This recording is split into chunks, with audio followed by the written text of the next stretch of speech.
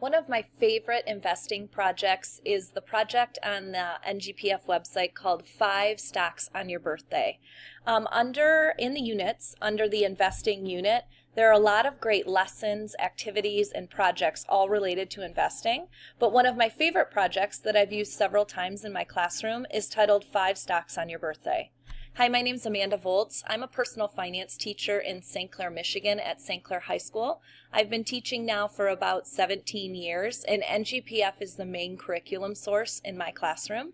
I tend to implement this project after students have learned some basic investing information, such as risk and return, kind of what a stock is, how to evaluate it a bit. And then I do this early on in my investing unit because it generates a lot of conversation with students.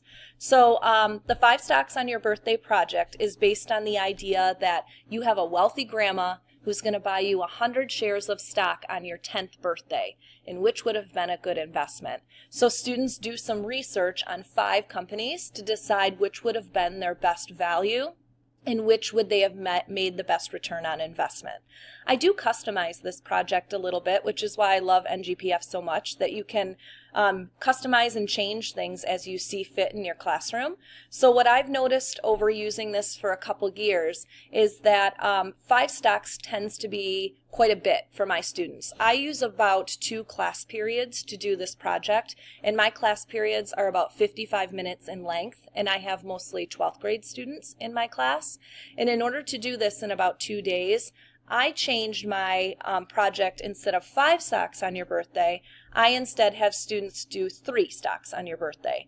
I noticed that 5 just felt a little overwhelming to students, a little bit of cumbersome work of doing it over and over, and having it as 3 stocks it still got the point across. Students were still excited and learning with the project. It was just less work in the time frame that I have. So I have students pick 3 stocks on their birthday instead of 5. And one tip that I can give in doing this project is when explaining it to students, I like to give my students some direction at the beginning, and then you will need some kind of devices to do this project, whether it be laptops or a computer lab or something of that nature. And we always do the first company together.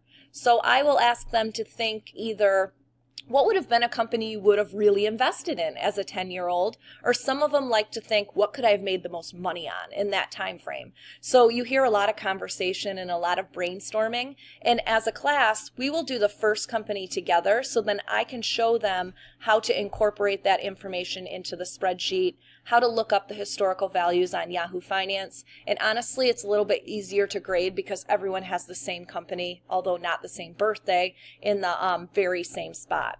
So we do the first one together. The students then track the prices within their spreadsheet, and it's really interesting to hear the conversation of what has gone up so much, what has gone down. Oh, I should have invested in this. This would have been a good idea. And they're also learning about the value of stocks compared to the return on investment of those particular stocks.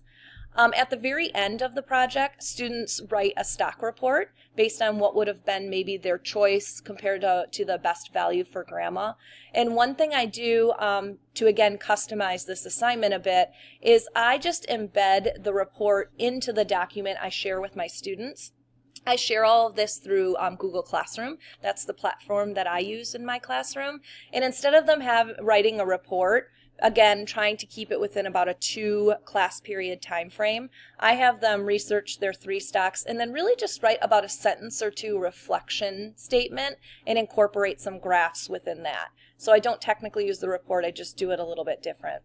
I feel that this is a great project for students to get excited about stocks when they're initially learning about it. It's a great one to hear lots of conversation and learn some of the basic growth of stocks over time.